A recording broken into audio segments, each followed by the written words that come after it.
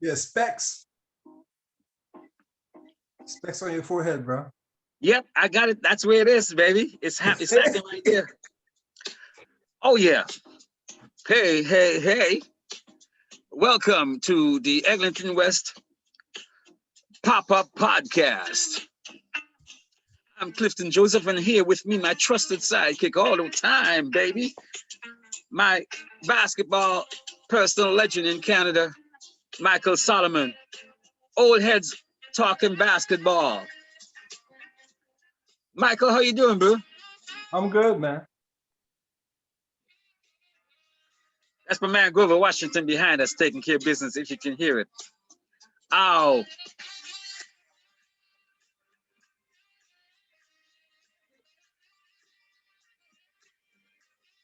Volume's gone for me, Clifton.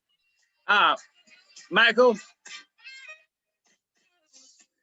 the Raptors lost a very embarrassing game, 110 to 101 to the LeBron-less, Anthony Davis-less Los Angeles Lakers.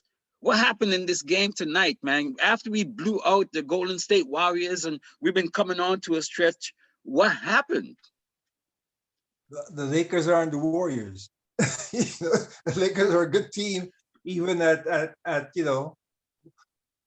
hey man, what happened? They got blown out. They got blown out plain and simple. They weren't ready. Like they don't have that, they can't go from one game to the next. It's tough. It's tough for them, man. And their inexperience showed. I mean, Lakers clearly had more experience in terms of basketball on the court. And and they ran their offense to perfection. And of course, I forgot to mention that Andre Drummond, lately of the Cleveland Cavaliers, who signed after he was bought out by that team with the Lakers, he didn't play tonight either. So the Lakers are missing LeBron, Anthony Davis, and Drummond, and they still got dropped. I mean, they made an ex-Raptor, Marc Gasol, seem like a stud. The dude had 13 points, 9 rebounds, 5 assists. I mean, the Lakers are rumored to be even contemplating possibly cutting that guy. But the thing is this, Toronto can't show any resistance against that size. Mark is a big dude. Mm-hmm. A big dude. And when you go from a team like the Toronto Raptors, having a guy like Mark, who's a big dude, and wanting somebody who's more mobile and getting nothing, and all these guys leaving like Mark and Serge, you see the vacuum. You see why we aren't doing as well as we should be. Mm-hmm. Yeah. And coaching-wise, the Raptors team, they went like 12 deep, the Lakers. Vogel went 12 deep. Raptors went about 10. Siakam did his 7 rebounds, 2 assists. Boucher had 19 and 8. We had like 6 players in double figure. Lakers had 1, 2, 3, 4, 5, 6, 7, 8, and the other 2 with 9 and 8 points. So it possibly, let's say 10, basically. What about the styles and being able to rely on the team you have? But things got really off kilter in the first quarter there when OG was fouled right by Shorter. Mm-hmm. And in the melee, as he got up, he kind of picked him up and upended him with his picked up Shorter as if he was like a toothpick. But he did it in such a way as like he didn't realize he was upending him, it was so easy. Yeah, because OG finished with, and he got ejected. OG finished with it 2 points and 3 assists. And let me see, give me a moment, Michael. Let me see if I can actually bring that up, really. Telling the truth. Yeah, because that, I guess that was a turning point in the game for you? It wasn't a turning point. We had already stung the place out. They had a huge lead. But it was a point for us to rally around, but then he got tossed.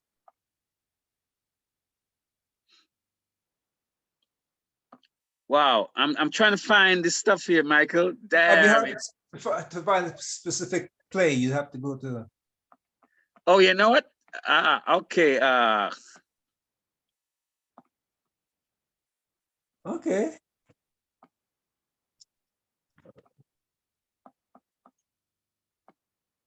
Okay, once you get used to sharing the screen, there you go.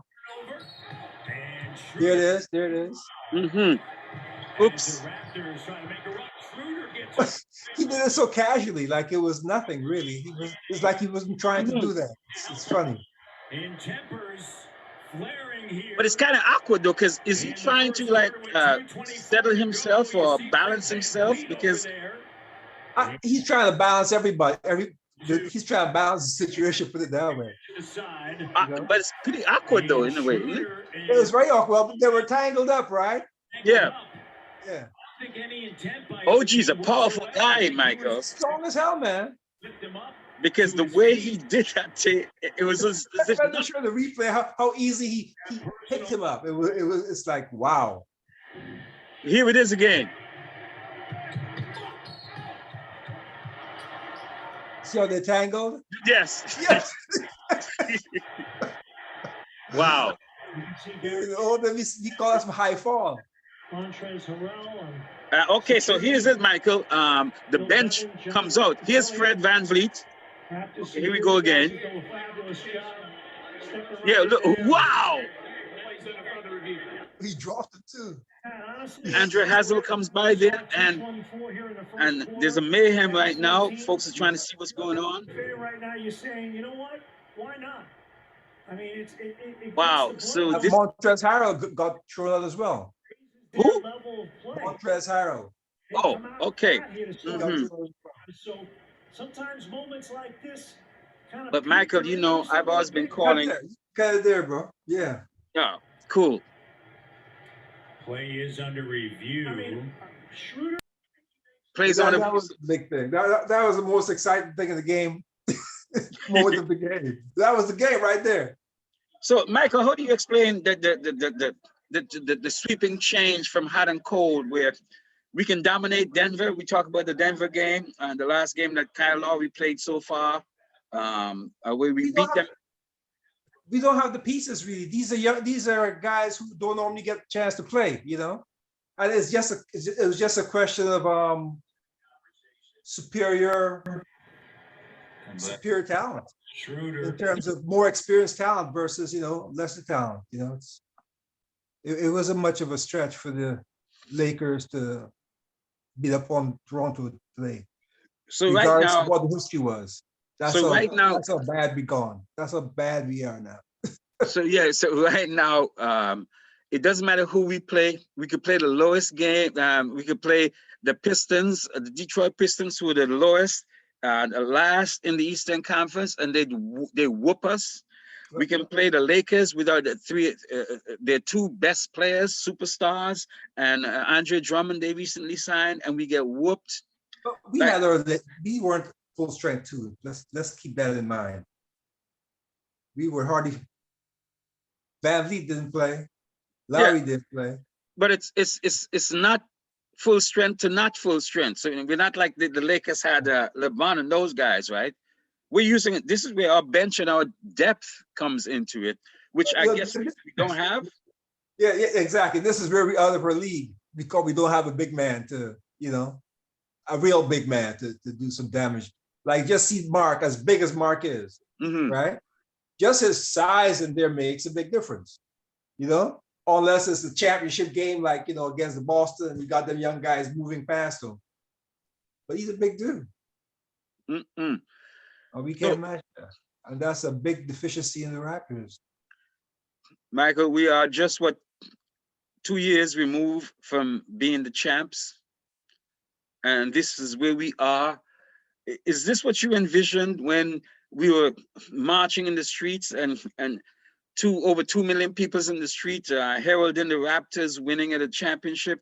Is that what you think we'd be at, man, 2 years later?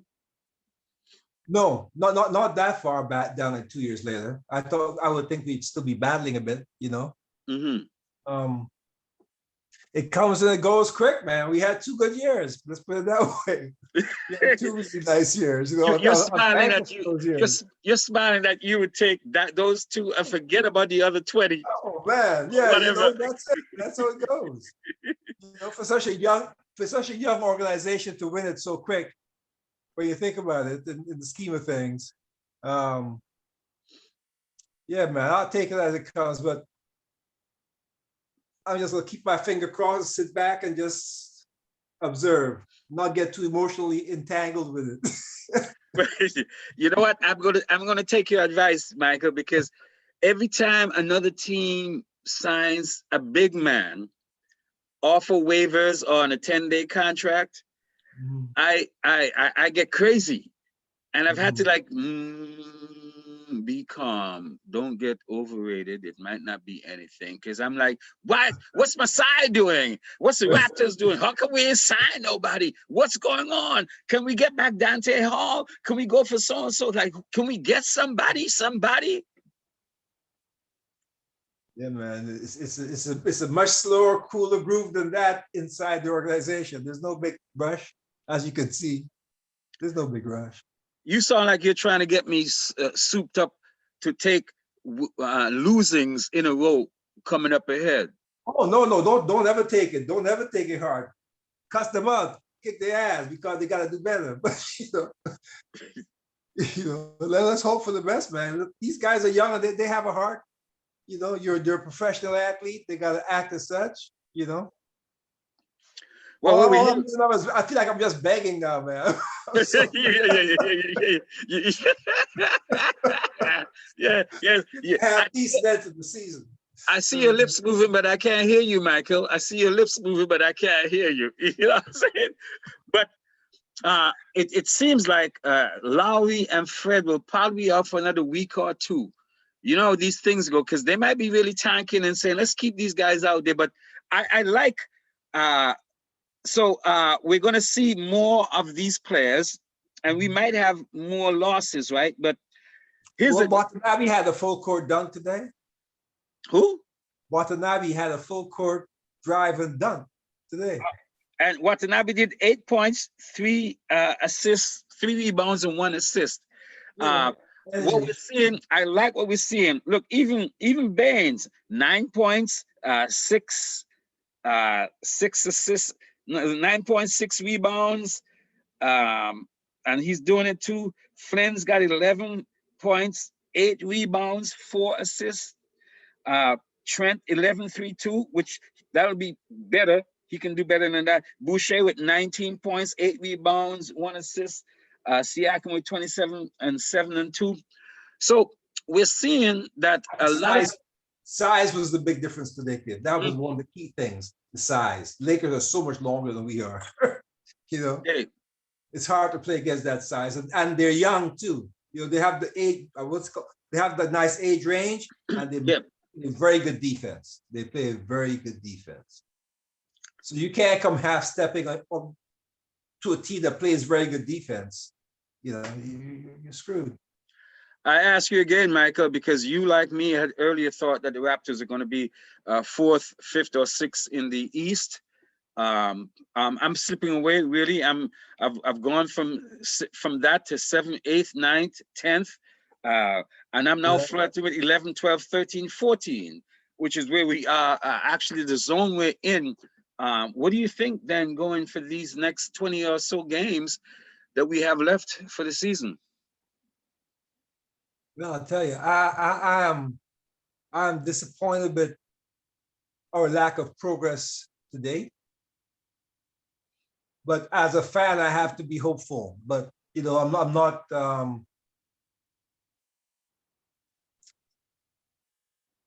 Just once we finish the season with in the top 10, I'll be happy. To get some respect, you know, get some respect. And the top 10 would mean that you actually get into the. I would like them. No, really, I would like them to go past. You know, to be like 7, 8, finish around that area, regardless. But that's just to show that we are a championship caliber team that's, you know, struggling to stay afloat under unusual circumstances. You know. Michael, stop the double talking.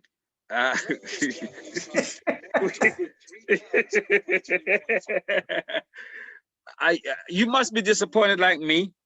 Oh man, you can tell. Can you tell? Yeah, All the double talking. you know, and I can only hope that they. You're right. I don't believe in tanking myself. Tell you the truth. And so I hope that they can get something together. I like what's happening anyway, even in this loss. That a lot of our bench players are getting play. They're getting more confident because I believe that with the kind of defensive stratagem that the Raptors have employed over the last couple of years, they've looked for role players to be more defensive than offensive. And I don't see it as either or. You know what I mean? No. Exhibit A, Stanley Johnson. You have to kidnap that brother's family to get him to take a shot. I mean, he could be wide open and he passes the ball all the time. So I like that our secondary players and tertiary players are now being given minutes so they can make mistakes and get used to shooting. And I hope the coaching staff catches up with that and accentuate that, because we're really talking about next year and onwards into the future. Yeah, we talk about growing. We talk about growing. Yeah. Absolutely. And solidifying a team culture of winning, you know, with emphasis on defense and offense and all of those nice things, man. Michael, how can people get in touch with you, man? The Raptors lose 110 to 101 to the Los Angeles Lakers in a blowout with the Lakers not their bottom up and down. You know what I mean? We got caught up with ex-Raptors player Marc Gasol, who nearly had a triple-double. Well, in my mind, he nearly had a triple-double, but he needed like 2 more rebounds and like 5 more assists. But that's close enough for me. Yeah. Michael, how can people get to you, man? And what you've been doing with your Solomon Studios and or your artwork and stuff? Solomon Art Studios being designing for fashion. My art is now being featured in patterns for fashion, and that's what my focus is lately. So at solomonartstudio.com, you'll find me there with lots of exciting new spring fashion, casual fashion that will make you look fabulous. Yes, Michael. I guess we've gotten to that point, Michael, where it's been fabulous. I'm Clifton Joseph. That's Michael Solomon over there. Old heads talking basketball. This is Parliament Funkadelic back here taking care of business. I'd like to tell everybody that we don't own the rights to the music that we play. We're just pimping the copyright, ladies and gentlemen. Please like, share, subscribe, and coming up soon, donate. Old heads talking basketball. Michael, say wave like it just don't care, baby. Ow.